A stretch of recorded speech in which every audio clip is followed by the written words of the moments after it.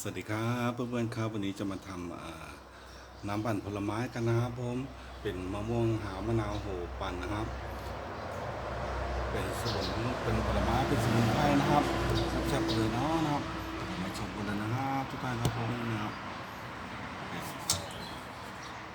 แกะเรียบร้อยแล้วครับนี่เตรียมแก้วรอเลยนะครับผมมีน้ำเชื่อมน้ำแกงนะครับเกลือนะครับผมมาเตรียมปั่นด้วยกันเลยเนาะ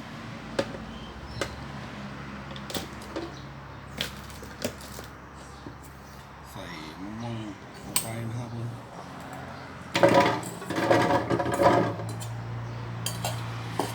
แบบนี้เลยนะครับ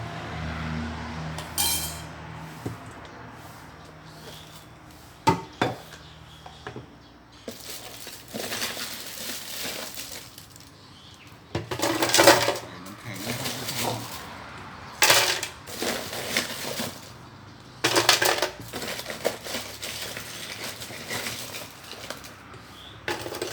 ฝาขึ้นเป็นคนตกน้ำแล้วก็อากาศร้อนเลยนะร้อนเลยนะตอนนี้นะผม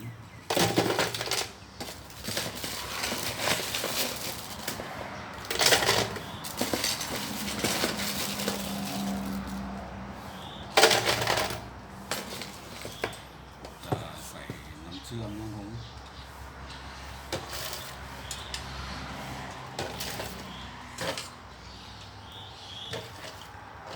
ใส่ประมาณ3 ช้อนนะครับผมจะใส่เกลือป่นนะครับ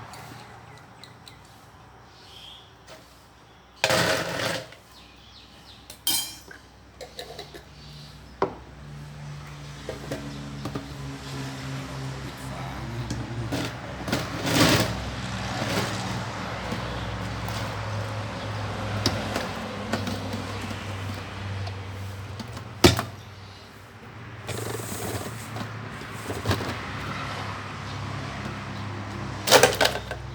น้ำเชื่อมอาจจะน้อยนะครับผมจะใส่อีกช้อนนึงนะครับ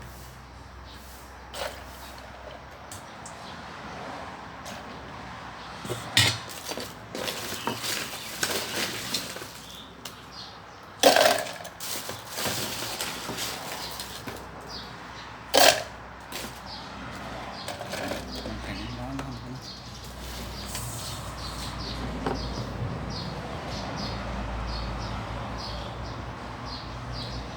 การร้อนเลยนะครับผมนะ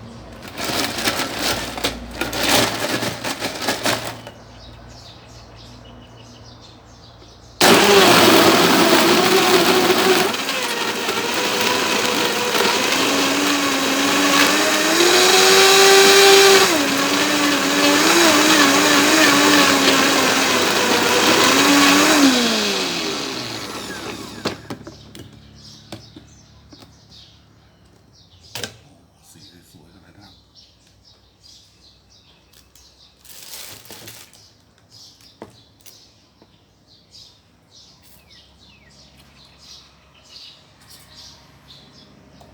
ชิมรสชาตินิดนึงนะครับ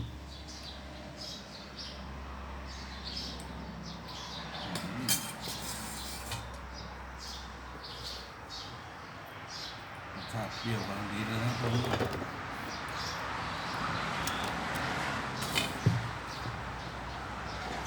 รสชาติอร่อยมากเลยนะครับทุกท่านครับผม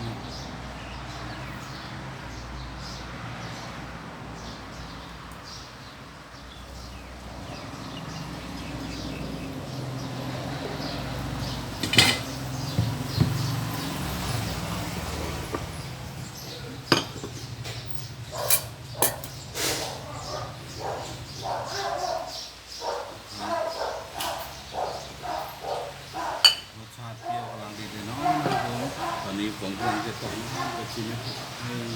นิดนึงนะครับผมก่อนทำโต๊ะนะครับอืม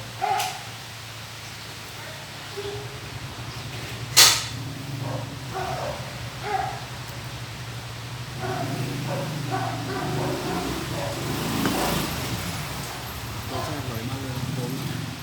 คนไหนสนใจอยากลองทำนะครับเชิญนะครับผมครับ อร่อยแน่นอนครับผมเป็นผลไม้ที่ให้วิตามินซีสูงอีกชนิดหนึ่งนะครับผมคนไหนที่อยากลองทำอยากลองทานนะครับหรือหาทานนะครับผม เหลือเล็กน้อยกับน้ำเชื่อมนะครับผมฝารวมกันได้เลยนะครับขอบคุณครับสำหรับคืนนี้นะครับผมขอลาไปก่อนนะครับฝนกำลังจะตกนะครับผมแก่น้ำดับกระหายได้เลยนะครับผม